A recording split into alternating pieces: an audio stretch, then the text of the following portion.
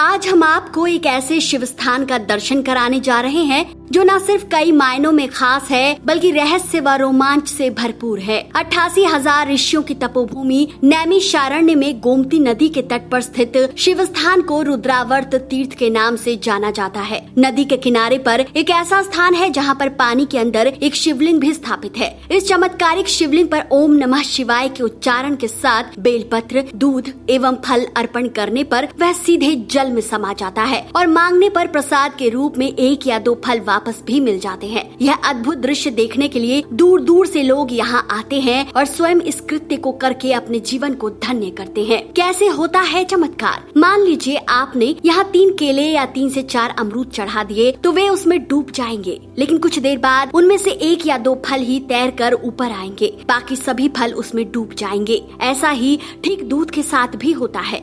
आमतौर पर हम दूध को जब पानी में मिलाते हैं तो वो डूबकर उस पानी में घुल जाता है और पानी दूधिया यानी सफेद हो जाता है। लेकिन इस चमत्कारी कुंड में जब दूध डाला जाता है तो दूध से इस कुंड के पानी के रंग में कोई भी परिवर्तन नहीं आता। इस रहस्यमय जल कुंड में भक्तों द्वारा चढ़ाया हुआ दूध कहाँ गायब हो जाता है, यह आज भी एक रहस्य बना हुआ है। ऐसा लगता है मानो कोई अदृश्य शक्ति इस सभी चीजों को नीचे खींच रही हो। पानी में डूब जाता है बेलपत्र। मंदिर के जानकारों का कहना है कि कभी इस स्थान पर पौराणिक शिव मंदिर रहा था, लेकिन समय बीतने के साथ ही वह मंदिर जल के अंदर समा गया है। हालांकि आज भी ऊपर से मंदिर का अवशेष नदी का पानी कम होने पर दिखाई पड़ जाता है। बताया जाता है कि उस स्थान पर नदी के अंदर शिवलिंग भी विराजमान है। मान्यता है किसी मंदिर का चमत्कार है कि यह कुंड दूध, बेलपत्र और फल अर्पित करने पर जल में मौजूद शिवलिंग इसे स्वीकार कर लेता है, जबकि इस विशेष स्थान के अलावा कहीं पर भी बेलपत्र आदि डालने से वह पानी के अंदर नहीं जाते बल्कि तैरने लगते हैं।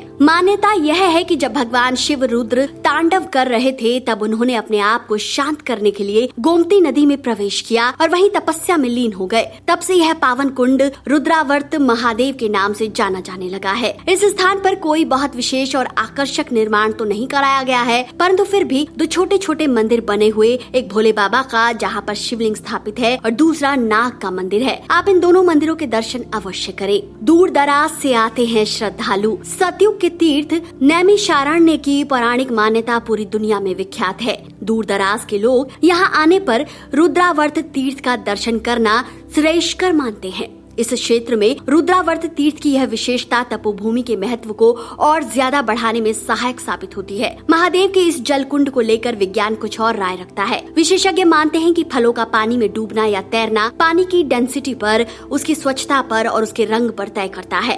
साथ ही उनका यह भी कहना है एक ही फल एक ही तरह के पानी में डूब भी सकता है और तैर भी सकता है। अगर 2 अमरूद में से कोई एक उस कुंड में डूब गया है तो इसका अर्थ यह है कि दोनों अमरूदों की पैदावार अलग अलग जगह और अलग अलग मौसम और जलवायु में हुई है, जिससे किसी में डूबने के गुण अधिक हैं और किसी में है ही नहीं। लेकिन दूध और बेलपत्र के डूबने की गुत्थी पर विज्ञान खामोश हो जाता है। यहाँ पे सभी तर्क अधूरे से लगने लगते हैं। अगर इसे महादेव का चमत्कार न कहें तो क्या कहा जाए?